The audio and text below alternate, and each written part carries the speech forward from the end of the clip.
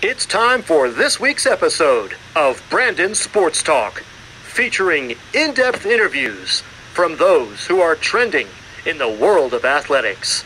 And now, here's the host of Brandon Sports Talk, Brandon Pate.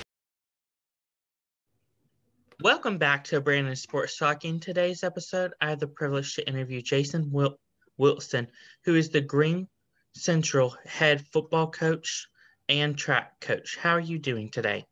I'm doing well, sir. Hope everything is good on your end. I'm doing good.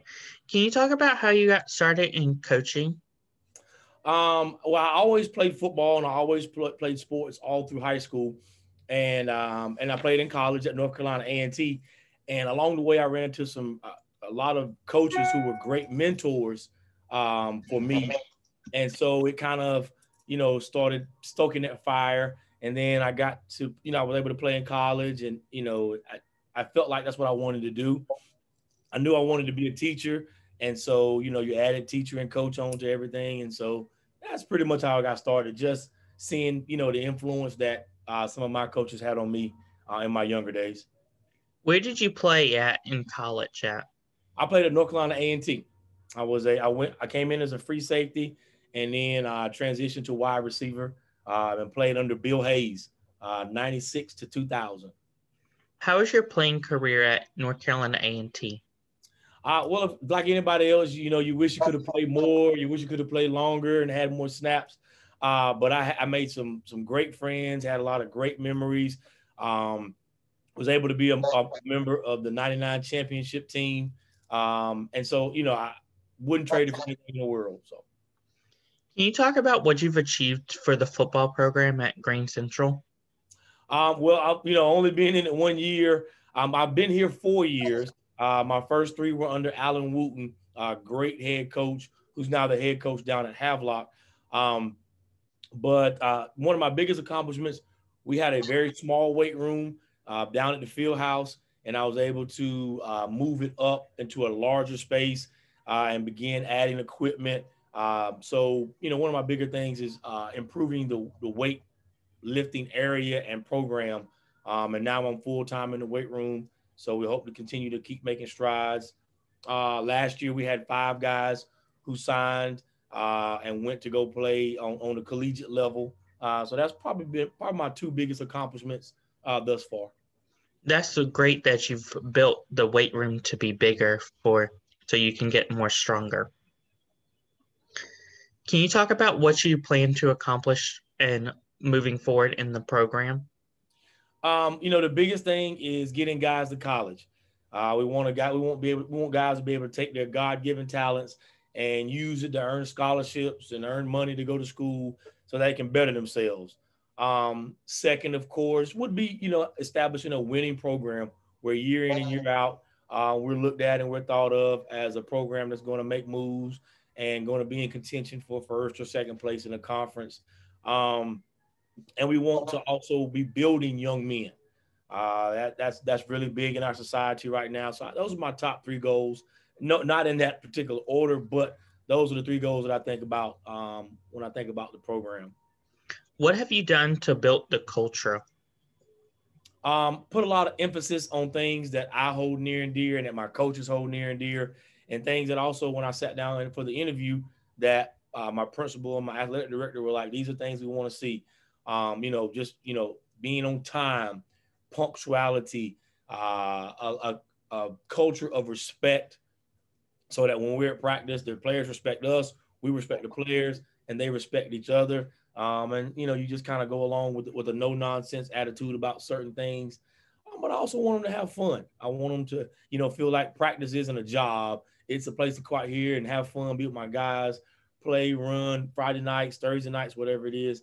Just have a good time and play ball. So, just by the way we run the weight room, how we have music playing, just whenever we're outside of practice, we're able to talk and just have conversations, stuff like that.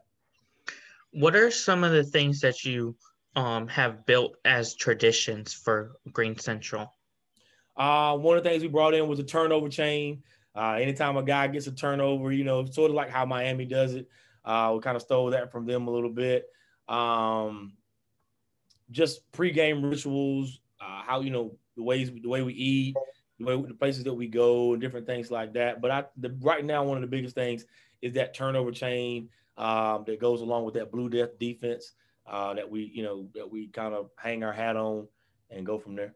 But How does your players, like, whenever they get a turnover, how do they get more excited whenever they get that chain?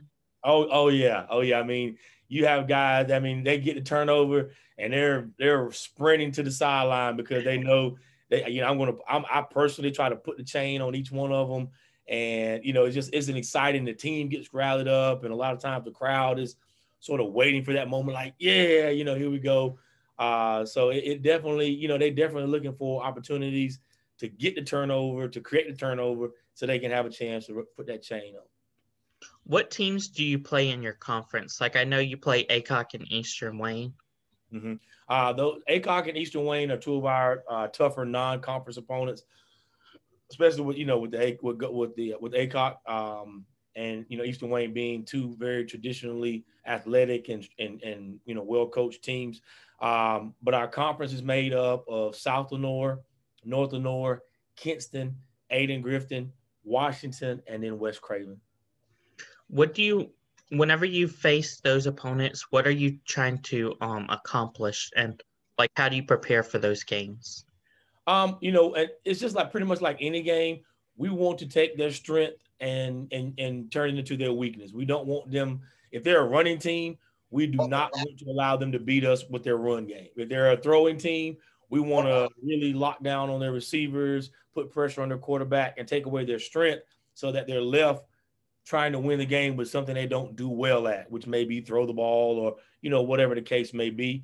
We also try to take away their number one and number two options. If we know they have a running back that's a stud, then, all eyes are on him. If we know they have a receiver that's a go-getter, then we're taking our best corner guy and we're locking him on, or we're running zone to that side, whatever it may be.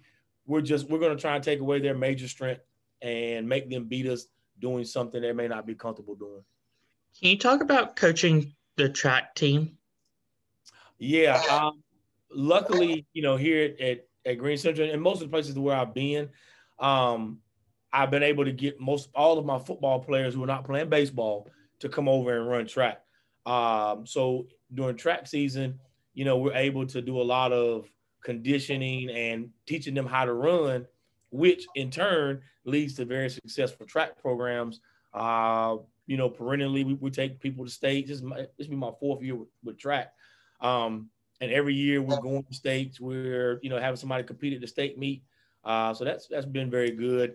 But it's a chance, to continue to build a relationship with the guys out on that track. What have you accomplished on the track and field side of Greene Central?